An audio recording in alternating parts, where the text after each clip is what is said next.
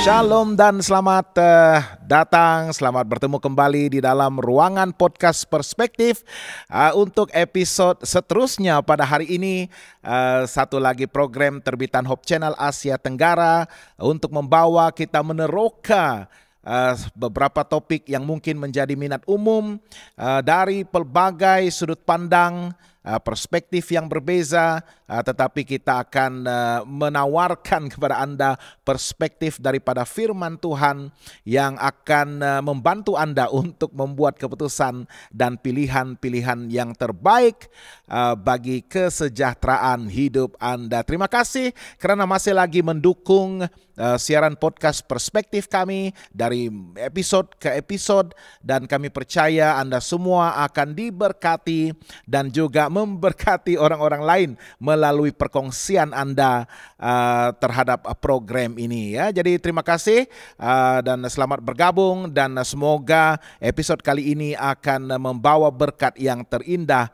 untuk semua kita. Bersama dengan saya di studio sekali lagi, saya mengalu-alukan sahabat setia saya, Pendeta Dr. Gerard Bernard Sepati, seorang pensyarah di Fakulti Pengajian Agama University Antarabangsa Asia Pasifik. Apa kabar Dr. Gerard? Bagus.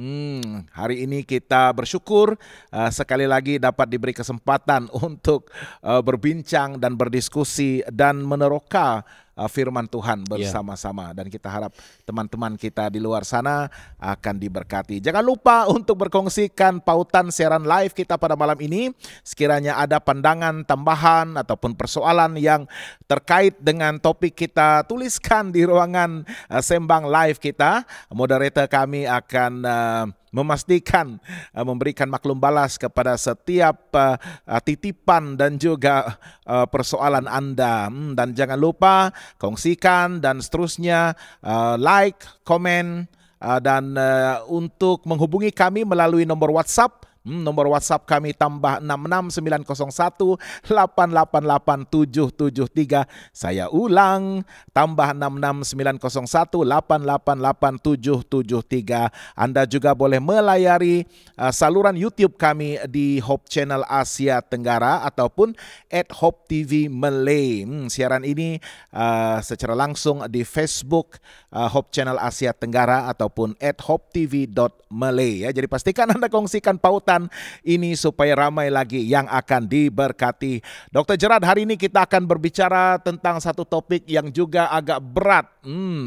Karena sekali lagi Tuhan harus perkataan execute, melaksanakan satu lagi penghakiman ataupun hukuman kemusnahan kepada beberapa bangsa mungkin yang mendiami dua buah kota yang cukup gah dan mungkin cukup modern pada ketika itu, tetapi Tuhan harus menghancurkan atas sebab-sebab yang munasabah. Yang sepatutnya. Iya, kita akan melihat itu ya, Pastor. Oke, jadi sebelum kita teruskan, mari kita berdoa. Ya, mari kita berdoa. Tuhan Bapa di surga, kami sekali lagi Tuhan mengundang kehadiran Tuhan. Sementara kami akan berbincang tentang bagaimana dalam keadilan Tuhan dan kasih karunia Tuhan, ada masanya penghakiman itu harus dilaksanakan demi untuk memastikan kelangsungan rencana Tuhan yang indah untuk umat manusia. Dan kami percaya Tuhan dalam kehidupan kami terdedah kepada pelbagai bentuk tekanan anasir-anasir luar yang sering menyebabkan kami ragu-ragu dan sering tergoda dengan tawaran-tawaran yang bertujuan untuk menjauhkan kami daripada Tuhan dan mengalihkan tumpuan kami daripada Tuhan. Tolong kami Tuhan untuk setia, dan untuk setia dan percaya kami harus boleh mendalami, mencernakan dan menghidupkan firman Tuhan di dalam kehidupan kami, bukan saja secara ilmiah dari segi intelektual Tuhan, tetapi dari segi emosi dan penjiwaan kami.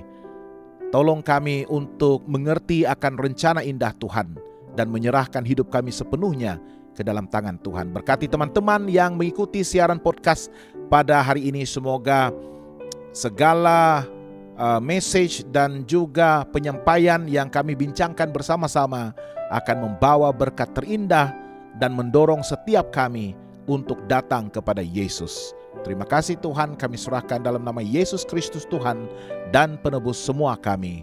Amin. Amin. Dr. Gerard, 2 buah kota, Ya, Sodom dan Gomora.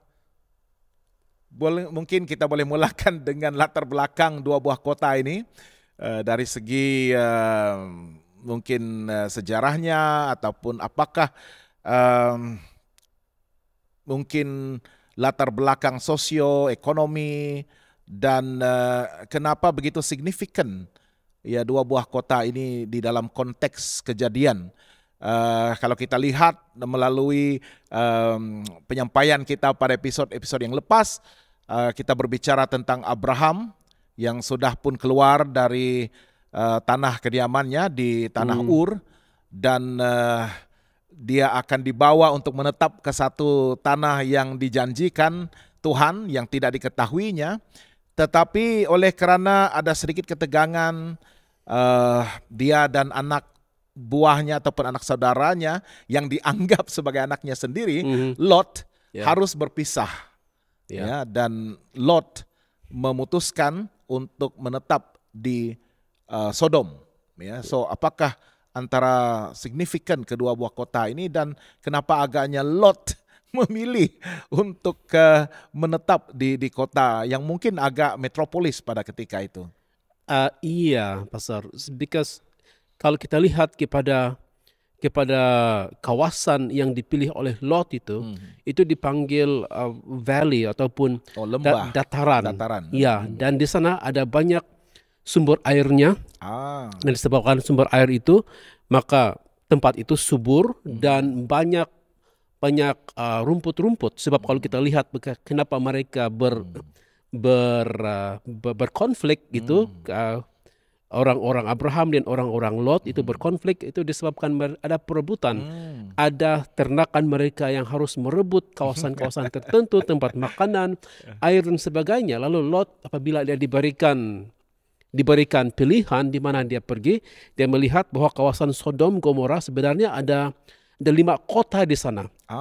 Kota-kota kita lihat Sodom Gomora, kemudian ada 2 lagi, Adamah, Zeboim dengan Zoar. Ada kesemuanya itu berdekatan dan mereka kelihatannya makmur disebabkan mereka berada di lembah Yordan. Air yang dari lembah itu. Iya, lembah Yordan. Jadi di sana siapa yang tidak tertarik dengan kawasan seperti itu? Dan Alkitab mengatakan ini adalah kota-kota. Nah, itu saya pikir sudah memberikan satu hint di sana, sebab setakat ini di dalam buku Kejadian perkataan kota-kota itu mempunyai konotasi yang kurang baik di sana. Jadi kita lihat itu sebab saya pikir Lot disebabkan dia mahu sesuatu yang baik, dia memilih tempat tersebut.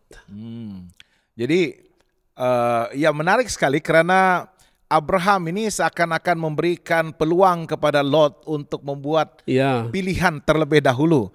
Dan apa yang balance-nya saya akan pergi. Tetapi Lot diberikan kelebihan itu untuk memilih. Iya, perkara yang sangat unselfish lah. Sangat-sangat tidak menunjukkan ketidaktamakan Abraham, sebab dia sebagai ketua keluarga, saya pikir ketua klan yang telah datang ke tempat tersebut dan membawa Lot juga mempunyai keluarganya sendiri. Very very unselfish saya lihat. Jadi oleh kerana kemakmuran dan juga mungkin sumber air yang membolehkan mereka menikmati hasil tanaman yang sangat subur dan lebih banyak, dan itu menyumbang kepada kemajuan tamadun pada masa itu di lembah itu. Tetapi sayang sekali, 1000 kali sayang, kenapa kecenderungan, nah ini adalah mungkin satu trait yang kita boleh lihat di kota-kota yang sudah maju, sudah makmur, sudah ada kecanggihannya. Bagi mereka yang sudah menikmati kemakmuran itu ada kecenderungan untuk tidak lagi menerapkan dan mengutamakan nilai-nilai kemanusiaan sejagat. Ya, mungkin mereka bukan orang percaya, tetapi sekurang-kurangnya mempertahankan nilai kemanusiaan itu. Iya, dan ya saya melihat itu juga di dalam apa yang kita lihat setakat inilah, di dalam istilah kota-kota di dalam Di Babel. di dalam ya kota Babel, dan kota pertama itu kita boleh lihat di dalam Kejadian 4 itu juga tidak membawa konotasi yang bagus. Dan kelihatannya kalau kita lihat ke semua dalam setiap karakter ataupun situasi dalam kota tersebut, mereka tidak mempunyai perasaan hormat ataupun respect terhadap dignity ataupun marwah. Ya, marwah manusia. Kan manusia ini sudah dicipta dalam rupa dan bentuk Tuhan. Alkitab Kejadian itu yang menceritakan cerita yang kita bincangkan sekarang ini sudah menyatakan bahwa manusia itu dicipta dalam bentuk rupa Tuhan. Tetapi di kota ini kita melihat ada sahaja yang disrespectful ataupun ketidakhormatan terhadap dignity ataupun marwah manusia. Dan menyedihkan ya, karena Tuhan sebenarnya of course kalau kita perhatikan janji janji Tuhan yang disampaikan sejurus lepas bah itu kepada Nuh, dia tidak akan memusnahkan lagi dunia ini dengan air. Ya, tetapi Tuhan harus melaksanakan satu lagi penghakiman ataupun penghukuman kepada dua buah kota ini khususnya. Dan ini juga diakibatkan oleh kejahatan yang sudah memuncak dan seperti yang kita ulas pada episode sebelumnya, irreversible. Ya, tidak lagi dapat putar balikkan, bukan putar belit ya, putar balikkan. Sehingga Tuhan harus melaksanakan satu lagi penghakiman. Tetapi menarik ya, karena dalam Kejadian 18, Dr. Gerard, Abraham sudah pun bersahabat dengan Tuhan. Dan dalam melaksanakan ataupun ingin melaksanakan penghukuman ataupun penghakiman ini, Tuhan tahu Lot mendiami tempat itu. Dan Tuhan juga atas dasar persahabatan mungkin dia mengunjungi Lot melalui hamba-hambanya. Dan ini satu perbincangan yang agak menarik sekali karena Tuhan harus menyampaikan berita yang agak buruk untuk Lot dan ada ruang untuk negotiation, tawar menawar di sana. Mungkin Dr. Gerard boleh ulas pertemuan itu yang sebenarnya sangat buruk lah, berita buruk bagi Lot dan usaha Lot untuk menyelamatkan orang-orang di kota itu. Ya, menarik cerita itu, Pastor. Sebab kalau kita lihat, sebelum dia menyatakan berita tersebut, dia memberikan berita baik yang tidak dipercayai oleh istri Lot. Istri Lot pula, istri Abraham. Istri Abraham, kedua-duanya lah. Termasuklah Abraham sendiri. Ya, Abraham sendiri. Dan ketika dia sudah mau jalan, menurut Alkitab namanya dipanggil Tuhan, mungkin dengan jelas itu dalam penceritaan Musa. Yang dua itu adalah malaikat. Kita percaya, kita pikir itu adalah malaikat, dan masih lagi di hadapan Tuhan Abraham ini. Yang menarik juga yang saya perhatikan dalam cerita ini, ada komentari, ada translation dan komentar yang mengatakan bahwa instead of mengatakan bahwa Abraham berada di hadapan Tuhan, seakan-akan di sini juga mengatakan ketika Tuhan berada di hadapan Abraham. Biasanya kalau kita lihat bahwa apabila kita lihat ungkapan seperti itu di hadapan seseorang, itu menyatakan bahwa saya sedia untuk serve ataupun melakukan sesuatu, melayani ataupun serve orang tersebut. Ya, pasal apabila mereka berdepan antara Tuhan dengan Abraham, siapa di hadapan siapa itu kita ketepikan dahulu, tetapi kita harus melihat kepada apa yang pastor sebut tadi mengenai negosiasi. Yes. Ada perbualan di sana antara Abraham dengan Tuhan. Di sana Tuhan mengatakan kepada Abraham berita tersebut, sebab Tuhan berfikir bahwa Abraham inilah yang akan menjadi bapa kepada bangsa yang besar, dan juga Abraham ini juga akan membawa keturunannya ini untuk menyalurkan janji covenant tersebut yang Tuhan sudah katakan kepada dia.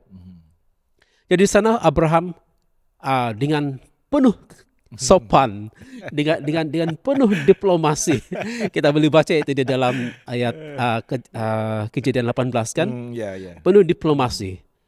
Lalu ada negosiasi antara Tuhan ataupun antara Abraham dengan Tuhan. Abraham dia menyebut nomor-nomor tertentu. Dia bermula dengan nomor 50. Kalau ada 50 ya Tuhan, apakah akan dimusnahkan? Tuhan katakan tidak akan dimusnahkan. Kemudian dia mengira menurun 50, 45, 40, 30, 20 dan pada akhirnya 10. Dia sebenarnya begitu yakin bahwa Tuhan sangat terbuka untuk memberikan peluang ya kepada karena Abraham ini dia negotiate on behalf of the whole community kan, bukan untuk Lot saja yang dia tahu menetap di sana, tetapi pada harapannya Lot mungkin setelah menetap beberapa lama mungkin dapat membawa sedikit perubahan ataupun satu pengaruh yang baik mungkin ke atas penduduk di dalam kota itu. Mungkin itu adalah harapan ataupun jangkaan Abraham sendiri. Sehingga nomor 50 itu bukanlah sesuatu yang tidak realistik ya. Kalau kita mungkin dalam kota itu beribu possible. Sebab kalau kita lihat walaupun saya pikir saya setuju dengan mungkin Abraham berpikir bahwa ada nomor-nomor yang sudah dipengaruhi dengan positif oleh Lot ini. Kalau tidak pun barangkali dia berpikir orang-orang yang mengikut Lot ataupun hamba-hamba yang mengikut yang penjaga-penjaganya sekurang-kurangnya itu, sebab Abraham mengetahui bahwa dia mempunyai tanggung jawab terhadap hamba-hambanya untuk menyembah Tuhan, maka dia juga expect barangkali untuk Lot membawa hamba-hambanya itu di sana. Bermula dengan 50 sehinggalah ke 10. Dan kita melihat bahwa apabila mereka sudah diberikan peluang, mereka melambat-lambatkan menantu lelakinya tidak juga bersama-sama dengan mereka, maka malaikat itu secara paksa menarik tangan mereka, menarik mereka untuk keluar. Dia katakan cepat-cepat keluar sebab sudah hampir terbit mentarinya. Dan apabila mereka keluar cepat pergi, Abraham, bukan Lot, saya sering kali menyebut Abraham. Lot, dia keluar, dia katakan, apabila malaikat itu menyuruh mereka pergi ke pergunungan, mungkin kami tidak sempat pergi ke sana. Tapi ada kota di tepi, ada kota di dekatnya. Maka oke, kamu boleh pergi ke sana dan kami tidak akan menyentuh kota itu, kata malaikat tersebut. Nah, ini memberikan kita hint sebenarnya apabila kita membaca dengan betul. Bagi saya, kalau saya membaca cerita ini dengan betul, saya melihat bahwa kota-kota di sekeliling juga itu terlibat sama. Selain daripada Sodom dan Gomora, ada dua lagi kota yang lain, Adamah dan Zeboim, yang disebut di dalam kitab nabi-nabi yang sinonim ataupun sama dengan Sodom dan Gomora yang telah dihancurkan ataupun telah dimusnahkan oleh Tuhan. Jadi kelihatannya kota-kota di sekeliling itu juga dimusnahkan berdekatan sebab kejahatan yang sama. Kita ingat bahwa dalam peperangan sebelumnya ada 5 kota yang bergabung untuk menentang Kedorlaomer. Dan Sodom, Gomorrah, Admah, Zeboim, dan juga Zoar. Nah, Lot katakan dia mau pergi ke Zoar. Lot pergi ke Zoar, dan Zoar tidak dibinasakan sebab Lot berada di sana. Sangat menarik sebab Tuhan katakan di mana ada umat yang righteous, yang benar, dan Lot itu salah satunya, maka Tuhan tidak akan membinasakan kota tersebut. Tuhan tidak membinasakan Zoar, tetapi kota-kota yang lain, terutama di Sodom dan Gomorrah itu, telah dimusnahkan di sana. Tidak ada reversal lagi. Sangat jahat sekali kalau kita melihat ceritanya yang berlaku pada malam itu sebelum mereka keluar. Iya, dan inilah antara sesuatu yang sebenarnya begitu menyedihkan ya, bagaimana seorang yang telah pun bersama-sama dengan Abraham dan turut memiliki traits ataupun sifat-sifat yang Abraham percaya sudah pun begitu positif, orang yang mungkin sudah beriman dan juga memiliki takwa kepada Tuhan dengan begitu konsisten dan committed. Dan harapan Abraham adalah kemana sahaja Lot menetap, dia akan membawa pengaruh yang baik itu dan kemungkinan besar akan menjadi teladan untuk mendorong orang-orang di sekitarnya untuk beribadah dan berhamba kepada Tuhan. Tetapi kalau kita lihat penceritaan ini jauh sekali ya. Nampaknya instead of converting people, Lot was converted. Lot pula yang dipengaruhi banyak. Secara negatif oleh budaya dan juga kejahatan orang-orang di kota-kota ini. Dan kalau kita lihat bagaimana Tuhan menjelaskan kepada Abraham bahwa kota ini sudah pun begitu jahat. Mungkin saya boleh bacakan ayat yang ke-20 dalam Kejadian 18 ayat 20. Sesudah itu berfirmanlah Tuhan, sesungguhnya banyak keluh kesah orang tentang Sodom dan Gomora dan sesungguhnya sangat berat dosanya. Ya, dan Tuhan tidak mau menyembunyikan tindakannya itu kepada Abraham dan akhirnya dengan penuh yakin Abraham sebenarnya telah berupaya untuk menawarkan sekurang-kurangnya 10 orang yang righteous, yang benar, dan Tuhan akan mungkin akan menangguhkan dahulu penghakiman itu ke atas ribuan manusia penduduk di kedua buah kota ini dan kota-kota yang berdekatan itu. Tetapi ini tidak terjadi ya, dan dalam Kejadian yang ke-19 kita telah pun diulas tadi bagaimana orang-orang di kota itu seakan-akan memperlihatkan dengan terang-terangan, dengan jelas kejahatan dan dosa mereka yang sudah tidak lagi dapat diputar balikkan, irreversible. Satu daripada dorongan mereka pada waktu itu adalah untuk mencabul bahkan hamba-hamba Tuhan ini. Ya, sehingga Lot harus menawarkan anak perempuannya yang 2 orang itu untuk menggantikan instead of molesting ataupun mencabul hamba-hamba Tuhan ini, dia lebih bahkan lebih sanggup untuk menawarkan anak-anaknya. Tetapi Lot tahu bahwa malaikat-malaikat Tuhan itu datang untuk satu tujuan yang dahsyat. Ya, dan dia mengenal mereka. Ya, dan itu yang sebenarnya sehingga ke hari ini kalau kita perhatikan bagaimana dosa pencabulan dan juga kita sebutkan sebagai homoseksual ini ya antara sesama jenis ini menular sehingga ke hari ini. Dan apabila kita sebutkan tentang homoseksual ataupun seks sesama jenis ini, perkataan dalam bahasa Inggris digunakan adalah sodomi.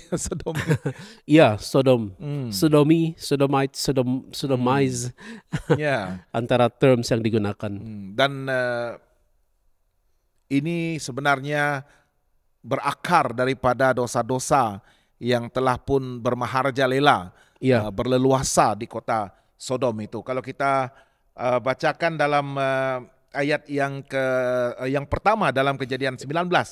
Kedua malaikat itu tiba di Sodom pada waktu petang, dan persiapan untuk penghakiman itu matahari terbenam pada waktu malam itu. Lot sedang duduk di pintu gerbang Sodom, dan ketika melihat mereka, bangunlah dia menyongsong mereka lalu sujud dengan mukanya sampai ke tanah. Dia mengenal bahwa orang yang datang itu adalah malaikat hamba Tuhan. Dan Lot mempelawa mereka serta berkata, "Tuan-tuan, silakanlah singgah di rumah hambamu ini. Bermalamlah di sini dan basuhlah kakimu. Maka besok pagi tuan-tuan boleh melanjutkan perjalanannya." Jawab mereka, "Tidak, kami akan bermalam di tanah lapang." Tetapi karena dia sangat mendesak mereka, singgahlah mereka dan masuk ke dalam rumahnya. Kemudian dia menyediakan hidangan bagi mereka, dia membakar roti yang tidak beragi, lalu mereka makan. So, malaikat ini pun sanggup untuk mengubah pikiran mereka untuk masuk ke rumah Lot dan sekurang-kurangnya menikmati hidangan malam ya sebelum melaksanakan perintah penghukuman itu. iya, Atas dasar hospitality Lot sendiri ya, ya. yang mempelawa mereka untuk sekurang-kurangnya makan malam dan bermalam di rumah itu. Tetapi yang masalahnya di sini adalah pada ayat yang ke-5. Ya, apabila orang-orang lelaki dari Sodom itu dari muda sampai ke tua, bahkan seluruh kota, tidak ada yang terkecuali datang mengepung rumah itu. Karena mereka sudah mendengar dan mendapat maklumat bahwa ada 2 orang malaikat yang saya percaya mereka tidak kenal sebagai malaikat, tetapi 2 orang yang tampan. Ya. Ya. Dan mereka berseru kepada Lot, "Di manakah orang-orang yang datang kepadamu malam ini? Bawalah mereka keluar kepada kami supaya kami pakai mereka." Dan perkataan pakai inilah yang saya sebutkan tadi memiliki konotasi di mana mereka mau mencabul dan memaksa untuk perhubungan jenis dengan hamba Tuhan ini. Ini satu pendedahan yang saya rasa sangat memilukan. Ya, bagaimana kecenderungan mereka pada waktu itu adalah menjurus ke arah pergaulan bebas dan juga dosa seksual yang bebas sesama sendiri, dari ketua sampai ke muda. Dan seperti yang saya sebutkan tadi, Lot dalam ayat yang ke-8, "Kamu tahu aku mempunyai 2 orang anak perempuan yang belum pernah dijamah laki-laki. Baiklah mereka kubawa keluar kepadamu. Perbuatlah kepada mereka seperti yang kamu pandang baik. Hanya jangan kamu apa-apakan orang-orang ini, sebab mereka memang datang untuk berlindung di dalam rumahku." Ya, so Lot sanggup, dan saya percaya ini bukanlah tindakan yang bijak, yang rasional, yang sepatutnya dikeluarkan oleh Lot. Ya, karena ada jalan yang mungkin lebih baik daripada itu selain untuk mengorbankan kedua anak perempuan itu untuk dipakai ataupun dijamah oleh orang-orang laki-laki yang datang mengepung rumah itu. Ya, seharusnya tidaklah begitu yang dilakukan oleh Lot. Kelihatannya Lot melihat bahwa antara perkara yang boleh dia lakukan untuk menyelesaikan krisis pada waktu itu adalah dengan mengorbankan sesuatu yang sangat berharga. Dan dia melihat pada waktu itu adalah anaknya. Dan itu bukan cara yang yang seharusnya. Dan itu juga merupakan antara hint yang boleh kita lihat bagaimana pengaruh kota Sodom dan Gomora itu telah menguasai dia. Walaupun Lot masih lagi baik dengan hospitality-nya. Seharusnya kawasan itu penuh dengan hospitality, penuh dengan keramah tamahan, menerima tetamu, terutama orang asing sebenarnya. Tapi kalau kita lihat cerita yang sudah Pastor ceritakan tadi, mereka langsung they have zero hospitality, dan itu merupakan satu perkara yang sangat jahat di tempat itu pada waktu itu. Sekurang-kurangnya Lot masih lagi mempunyainya, tetapi yang lain sudah hilang. Seharusnya orang asing yang datang ke situ dihormati, tetapi mereka bukan pula menghormati. Mereka melihat itu sebagai satu peluang, satu hal yang boleh mereka nikmati, terutamanya dalam sudut pencabulan itu. Dan Lot rela untuk give in, ya. Ini adalah satu norma, satu kebiasaan penduduk-penduduk di kota itu yang seperti yang saya sebutkan tadi, pergaulan yang begitu bebas sehingga mereka boleh bertukar-tukar pasangan sesama mereka. Dan yang datang mengepung rumah Lot ini adalah laki-laki. Dan yang mereka minta itu adalah malaikat yang laki-laki. So nampaknya ini adalah antara dosa dan kejahatan yang dipandang Tuhan sebagai irreversible dan atas satu degree yang begitu mencapai puncak amarah Tuhan. Dan ini juga mencemarkan institusi keluarga yang Tuhan bina, yang Tuhan tubuhkan, yang kudus antara laki-laki dan perempuan. Seperti yang sudah Pastor sebut juga tadi, bahwa pada hari ini itu disebut sebagai seks sama jenis, homoseksual, dan ada lagi panggilan-panggilan lain barangkali. Dan itu merupakan salah satu daripada apa yang merundung community ataupun society pada hari ini. Ada yang melihat itu sesuatu yang tidak mempunyai apa-apa problemnya. Ada juga yang melihat itu sebagai mempunyai masalah yang tidak seharusnya ada. Alkitab, perspektif Alkitab jelas dalam Sodom dan Gomora, cerita ini dalam bagaimana apa yang mereka lakukan dalam Sodom dan Gomora, cerita yang terlihat dilakukan terhadap malaikat itu sangat jelas bahwa itu adalah satu perkara yang menjijikan bagi apa yang diceritakan di sini, perkara yang mereka lakukan, ya.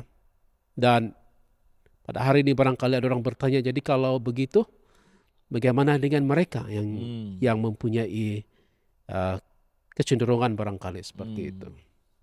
Ya, dan ini kalau ianya boleh terjadi pada waktu di mana tamadun manusia itu sudah mula bertumbuh, dan kota-kota yang begitu makmur, sejahtera, sehingga mereka lalai dan mengabaikan nilai, especially berkaitan dengan kesucian rumah tangga. Dan sudah, saya rasa mereka juga menganggap yang sama, kan? It's okay. Ini adalah cara hidup kita pada masa itu, dan saya percaya mereka juga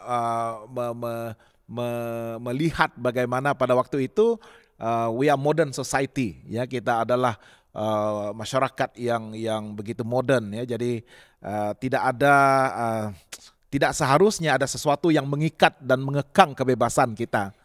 Dan itu juga yang terjadi pada hari ini. Apabila kita menikmati kemakmuran, kesejahteraan, dan segala sesuatu yang kita boleh dapatkan dengan mudah, dan termasuklah dalam antara perhubungan sesama manusia, dan juga em, menyerah ataupun berserah kepada tawaran-tawaran kenikmatan yang ada di sekeliling kita, yang sebenarnya kita tahu adalah salah, dan mungkin bagi ada beberapa orang yang mungkin ignorant, ataupun ada yang seperti mereka di Sodom dan Gomora itu yang merasakan tidak perlu ada ya kekangan karena kita sudah di tahap yang memiliki intelek yang tinggi dan kita memiliki kebebasan. Ya, dan inilah yang kalau kebebasan itu disalahgunakan. Iya. Ya, dan akhirnya kecenderungan kita adalah untuk menentang kehendak Tuhan, hukum Tuhan secara terang-terangan dan melibatkan diri dalam gejala-gejala yang memang Alkitab memang jelas dan terang mengatakan bahwa ini bukanlah kehendak Tuhan, tetapi membangkitkan amarah dan akhirnya akan dilenyapkan, dimusnahkan. Jadi kita boleh justify tindakan Tuhan itu atas dasar keadilan. Atas dasar keadilan sudah sampai tahapnya. Kita melihat ketika Lot sudah disebut lebih awal lagi, ketika Lot memilih untuk tinggal di kota-kota itu, ada komentar dalam ayat yang sama, dalam chapter yang sama, saya pikir dalam 13 itu, Kejadian 13, di sana mengatakan bahwa kota-kota ini penuh dengan kejahatan, dia katakan di tempat di mana Lot pergi itu. Jadi sudah diberikan masa, sudah diberikan masa berapa tahun. Kalau itu berlaku 24 tahun sebelumnya ketika mereka keluar, sudah lebih 20 tahun itu diberikan. Dan sudah pada waktu itu pun jahat, maka bertambah-tambahlah kejahatan itu. Dan ada ungkapan yang disebut dalam Alkitab, cawan murka Tuhan itu, hukuman itu sudah melimpah. Correct. Sudah tidak boleh dibendung lagi. Dan akhirnya Tuhan membawa. Inilah yang disebutkan berkali-kali ya, cawan murka, amarah Tuhan itu sudah sampai ke puncaknya sehingga melimpah. Dan tindakan segera harus diambil demi untuk menyelamatkan bukan sahaja generasi seterusnya, tetapi untuk membolehkan Abraham ini masih lagi dapat memenuhi panggilannya sebagai bapa segala bangsa yang akan membawa pengaruh yang baik kepada bangsa-bangsa lain. Of course cerita ini masih lagi Lot bertawaran dengan malaikat, kalau boleh janganlah lari ke gunung seperti yang kita sebutkan tadi karena memang tidak sempat. Tetapi kota Zoar itu dia lebih kecil, mungkin di sana lebih aman, lebih damai dan sempat untuk dicapai dalam masa yang begitu singkat ini. Dan Tuhan memperlihatkan mujizat itu, ya, di mana mata-mata orang yang mengepung itu dibutakan. Ya, so kita lihat di sini bagaimana iman Lot itu pun masih lagi goyah. Ya, dia tahu malaikat Tuhan ada di sampingnya, kenapa harus mengorbankan anak-anaknya dan menuruti kehendak ataupun permintaan orang-orang di sekelilingnya. Ya, sedangkan apabila ada Tuhan di sampingnya, mujizat pasti akan terjadi. Iya. Dia, saya pikir sudah terbiasa ya Pastor dengan menarik dan kesian. Saya begitu kesian dengan Lot ini karena dia bukanlah orang yang begitu berprinsip dan seakan-akan for the sake of survival, dia sanggup untuk berkompromi dengan imannya. Dan of course mereka lari. Walaupun ada peluang untuk mendapatkan menantu dan kaum kerabatnya, tetapi tidak sempat. Mereka harus lari pada malam itu juga. Api belerang akan turun, akan dijatuhkan Tuhan dari langit. Dan mereka berlari sebenarnya berempat dengan istrinya dan kedua anak perempuannya. Tetapi satu lagi peristiwa yang menyedihkan. Sewaktu mereka berlari itu, Ini yang menarik sekali. Firman Tuhan mengatakan bahwa istri Lot, mari kita lihat dalam ayat yang ke 26, Kejadian 19 ayat 26. Tetapi istri Lot yang berjalan mengikutnya menoleh ke belakang, lalu menjadi tiang garam. Banyak yang kita boleh mungkin tafsirkan kenapa walaupun dalam perjalanan menuju keselamatan untuk diselamatkan, dibebaskan itu masih ada kecenderungan di pertengahan jalan itu untuk menoleh ke belakang. Sedangkan Tuhan sudah memberikan amaran, apabila kamu berlari, larilah sekuat hatimu, majulah ke hadapan, tengok hadapan masa depan, jangan menoleh ke belakang. Ya. Jadi apa komentar dari dari antara ilmuwan Alkitab ini? Kita melihat penolehan itu sebagai satu yang secara psikologinya lah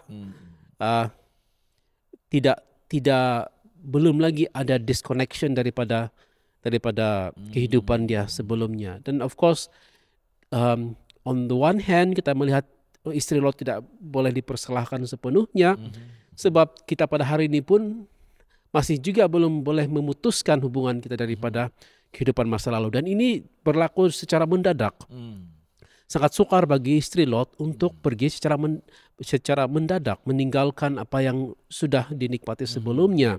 Sedangkan Lot pun masih lagi boleh meninggalkan, memutuskan apa yang ada, sebab dia masih lagi bernegosiasi. Tidak boleh lari ke sana, ke sinilah dengan harapan bahwa mungkin boleh kembali, tetapi mereka dapati bahwa itu tidak mungkin lagi. Dan di sana kita melihat bila dia menoleh ke belakang, dia bertukar menjadi tiang garam. Nah di sini apakah dia menjadi tiang garam secara literal ataupun secara kiasannya, barangkali yang berlaku kepada dia. Tetapi dilihat daripada cerita seterusnya, kelihatannya istri Lot itu sudah tidak ada bila kita lihat cerita seterusnya. Maka kalau begitu, maka menjadinya tiang garam istri Lot itu is the end ataupun akhir daripada hidup istrinya juga. Kelihatannya itu adalah literal. Bagaimana itu tiang garam, saya tidak tahu bagaimana untuk menjelaskan. Tetapi itu merupakan sesuatu yang luar biasa, sama seperti kedatangan api belerang itu kepada Sodom dan Gomora juga satu yang luar biasa. Satu pandangan yang luar biasa. Bagaimana dalam satu malam keseluruhan kota itu menjadi seperti itu. Hal yang luar biasa. Demikian juga dengan istri Lot. Dia adalah satu yang luar biasa. Dan itu memberikan pengajaran juga dengan sangat kuat sebenarnya untuk memberikan penekanan bahwa perintah Tuhan itu ada bahagiannya yang kita jangan main-main negosiasi dia, jangan coba main-main lah begitu. Dan ini adalah satu tindakan yang akibatnya begitu segera, ya. Dan perintah ini dia seakan-akan tidak ada negosiasi, tidak boleh dilanggar menurut kehendak dan kerinduan hati sendiri. Dan itu yang terjadi. Kenapa garam itu mungkin di luar pengetahuan kita, apakah garam signifikan pada waktu itu. Tetapi yang penting adalah kita bersetuju bahwa attachment. Cuma sedikit saya terlupa tadi. Dalam some commentary, garam itu melambangkan desertion ataupun apa namanya, dia hanya ada garam di sana. Dia tidak ada apa-apapun yang boleh tumbuh, tidak ada apapun yang boleh. Dia seakan-akan mati begitu. Itu penggunaan dia di dalam konteks tetapi, lain. ada attachment. Ya, ada attachment. Dan attachment itu sangat bahaya.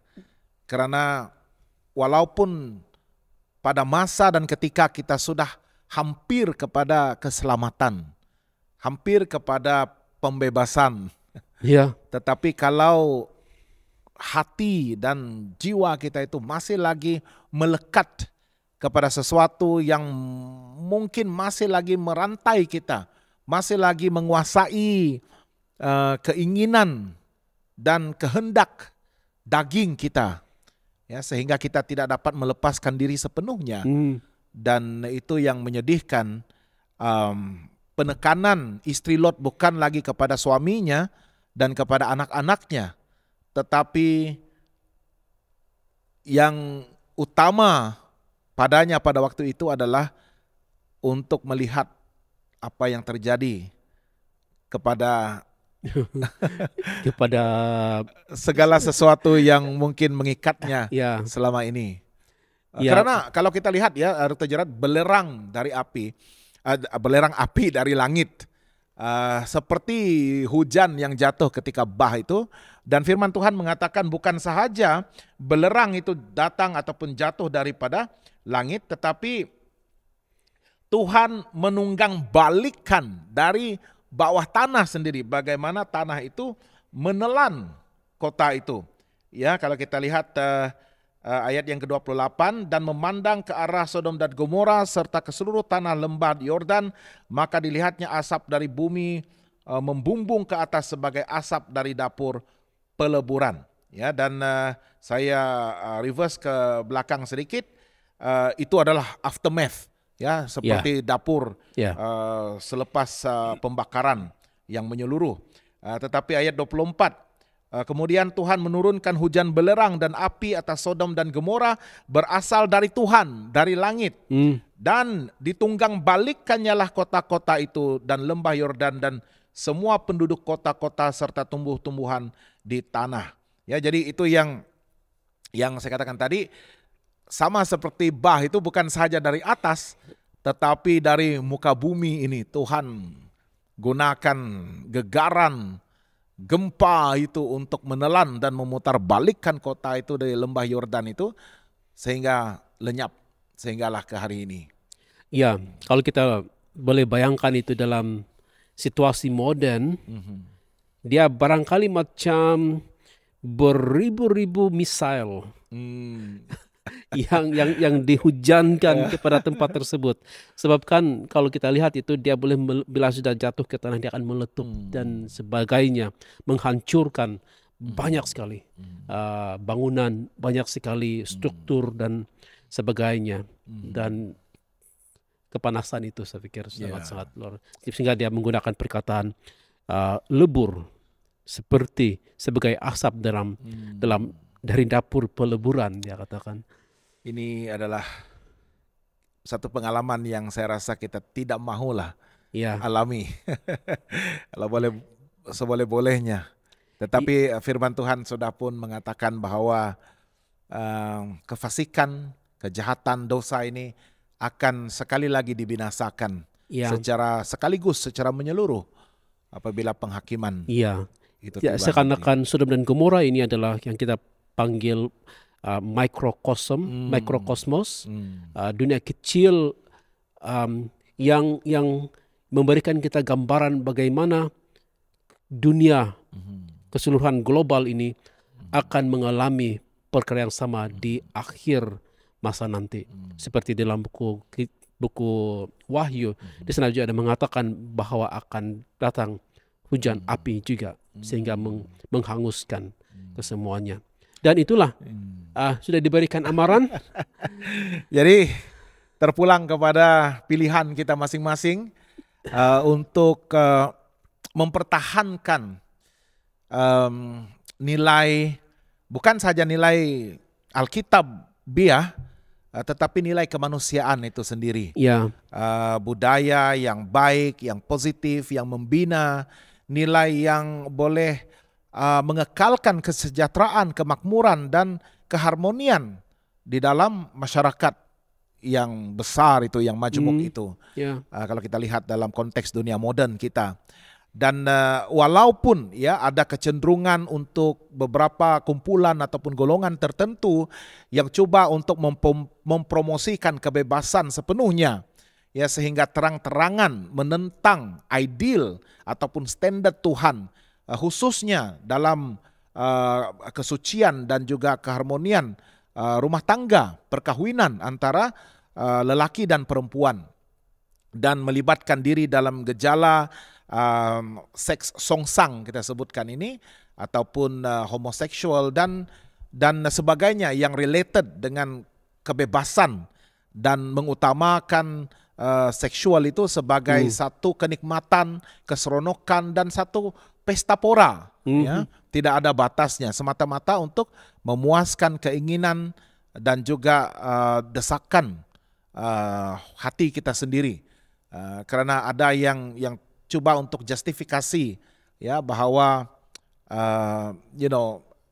kita memiliki kebebasan untuk menentukan bagaimana cara hidup kita, dan of course ada yang sehingga sanggup untuk mencabar kesabaran dan juga kasih karunia Tuhan yang mengampuni. Ya, apa yang kita boleh mungkin tinggalkan ataupun berikan pesanan kepada kumpulan-kumpulan yang sebegini yang masih lagi mencabar ideal Tuhan ini? Ya, saya pikir kita teruskan untuk memanggil, menyatakan kesalahan, sebab itulah apa yang dikatakan oleh Alkitab, firman Tuhan itu berguna untuk menyatakan kesalahan. Teruskan menyatakan kesalahan. Ada yang mempunyai fahaman yang tidak benar barangkali berkenaan dengan seksualiti dan sebagainya. Kita juga memberikan dasar kepada mereka apa yang mereka boleh ikuti. Kita tidak juga pada masa yang sama tidak boleh suka-suka sahaja mereka yang mempunyai kecenderungan ataupun mempunyai keinginan seperti itu sebagai telah dikutuk. Tidak juga boleh, sebab kita juga melihat bahwa kita juga orang berdosa, mereka juga orang berdosa, kita masing-masing dikutuk. Tetapi inilah yang disebut oleh Alkitab juga, bahwa selagi mereka tidak pursue ataupun selagi mereka tidak melakukan itu seperti dalam Sodom dan Gomora, mereka masih lagi akan diberikan peluang dan kekuatan untuk membuat pilihan. Kalau mereka bilang, oke, ini adalah pilihan saya untuk melakukan apa yang saya inginkan dalam hati. Kalau itu alasan mempunyai pilihan seperti itu, mereka juga mempunyai pilihan untuk tidak melakukannya. Jadi sini kita pikir, apabila dia menerima Tuhan dan diberikan kekuatan oleh Roh Kudus, dia akan diberikan kekuatan untuk memilih apa yang benar. Kita bersetuju bahwa kasih karunia dan rahmat Tuhan itu dia merangkul, dia bersifat inklusif. Sesiapa sahaja dan bagaimana berat pun dosa dan perlanggaran kita itu, Tuhan masih lagi bersiap untuk merangkul kita, mengampuni kita, dan menerima kita kembali kepadanya dan mendapatkan pengampunan yang menyeluruh, yang total itu. Tetapi kita memerlukan kekuatan dan kuasa ilahi untuk boleh membuat keputusan yang terbaik apabila kita menyadari dan sudah tahu apakah standard ataupun ideal Tuhan yang sememangnya tidak boleh dicabar dan diubah sesuka hati itu. Maka dengan pertobatan yang begitu menyeluruh, saya percaya Tuhan bersiap untuk mengampuni dan menerima. Yang penting adalah tekad kita, tekad kita, dan kita boleh membuat pilihan tersebut. Memang sukar untuk detach secara mendadak seperti apa yang kita lihat terjadi dengan istri Lot ini. Ya. Perpisahan secara mendadak itu. Apabila kita sudah menikmati, menggauli, dan sudah begitu membuaikan, melalaikan, sangat sukar untuk terpisah secara mendadak. Tetapi inilah ideal Tuhan, dan ini adalah kekudusan yang harus dihormati, ya, Tuhan, dan kita harus memiliki tekad yang kuat untuk melepaskan diri daripada dosa itu. Dan Tuhan menerima sesiapa saja pendosa yang datang kepadanya untuk mendapatkan pengampunan.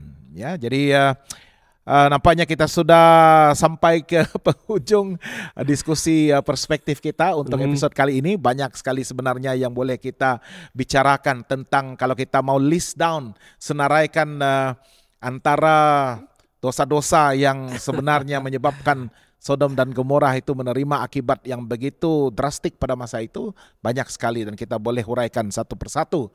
Ya, tetapi cukuplah untuk highlight permasalahan yang begitu similar dengan konteks dunia modern kita sekarang. Dan seperti yang sudah disebutkan tadi, microcosm, yaitu dan ini Dr. Gerard, saya tinggalkan dengan 2 Petrus. Karena kalau kita lihat ribuan tahun Tuhan sudah pun melaksanakan penghukuman itu, dan Petrus menuliskan dalam suratnya 2 Petrus pasal yang kedua ayat yang ke-6. Dan jikalau Allah membinasakan kota Sodom dan Gomora dengan api, dan dengan demikian memusnahkannya dan menjadikannya suatu peringatan untuk mereka yang hidup fasik di masa-masa kemudian. So, mikrokosmos ataupun microcosm yang kecil itu menjadi amaran kepada dunia pada masa ini, masa-masa kemudian. Dan ayat yang ke 9 dan 10. Maka nyata bahwa Tuhan tahu menyelamatkan orang-orang saleh dari pencobaan, dan tahu menyimpan orang-orang jahat untuk disiksa pada hari penghakiman, terutama mereka yang menuruti hawa nafsunya karena ingin mencemarkan diri dan yang menghina pemerintahan Allah. Mereka begitu berani dan angkuh sehingga tidak segan-segan menghujat kemuliaan. So, berat sekali, ya, bukan homoseksuality saja yang diadreskan di sini, tetapi pelbagai, ya, sehingga cawan murka Allah itu sudah berlimpah dan tindakan segera harus diambil, dan ini akan terjadi di zaman akhir ini. Dan kalau kita lihat juga di dalam Alkitab, satu-satunya perkara yang membawa kepada hukuman Tuhan secara langsung di dalam Perjanjian Lama adalah apabila itu adalah dosa pemberontakan. Dipanggil sin of the high hand, pemberontakan. Dan kita lihat di sana terang. Dan di sana dalam 2 Petrus itu yang jelas penghinaan dan juga pemberontakan dan melawan kerajaan Allah. Yang digunakan ini menghujat kemuliaan Tuhan. Well, pikir-pikirkan slogan kita melihat dari perspektif berbeza, mungkin pandangan-pandangan modern, pasca canggih, generasi Z, tetapi ingatlah, ya, firman Tuhan ada ketetapan dan standarnya sendiri yang harus menjadi panduan hidup kita. Dr. Gerard, pimpin dalam doa. Mari kita berdoa. Bapa di surga, kami sudah melihat dan membincangkan perkara yang berlaku di Sodom dan Gomora. Semua hal-hal yang berlaku di sana yang membawa kepada hukuman Tuhan terhadap kota tersebut. Banyak yang mungkin berpikir bahwa itu hanyalah satu mitos. Tetapi ya Tuhan, kami percaya bahwa firman-Mu itu adalah benar semata-mata. Apapun yang dinyatakan di sana membawa pelajaran kepada kami pada hari ini, bahwa dosa itu ada hukumannya. Namun Tuhan juga penuh dengan belas kasihan. Kami melihat barangkali dosa-dosa itu sesuatu yang ringan pada hari ini, tetapi itu telah membawa kepada satu hal yang drastik daripada Tuhan sehingga mengirimkan anak Tuhan untuk menyelamatkan manusia. Kami mahu pada saat ini ya Tuhan, agar semua pendengar, sama ada pendengar itu sudah percaya kepada Tuhan ataupun belum percaya kepada Tuhan, agar Roh Tuhan akan bekerja dalam hati mereka, membawa kepada satu penakulan dan juga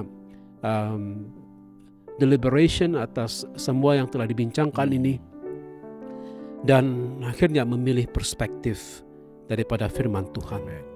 Terima kasih ya Tuhan, sebab Engkau sudah memberkati kami, memberkati para pendengar juga. Kami persembahkan doa ini kepadamu dalam nama Yesus. Amin. Baiklah, sekali lagi terima kasih bagi Anda semua yang sudah bersama-sama dengan kami sehingga akhir diskusi podcast Perspektif pada hari ini. Jangan lupa untuk sertai kami lagi pada episode yang akan datang. Satu lagi episode yang menarik tentang pengalaman di puncak. Mungkin kita tidak akan dapat mengerti apakah sebab dan keadaan yang seakan-akan menentang kita di sekeliling kita pada saat ini, dan memerlukan kita berada di puncak untuk boleh melihat horizon yang lebih luas. Apakah topik pada minggu hadapan bersama-sama dengan kami. Terima kasih, semoga Anda semua akan diberkati.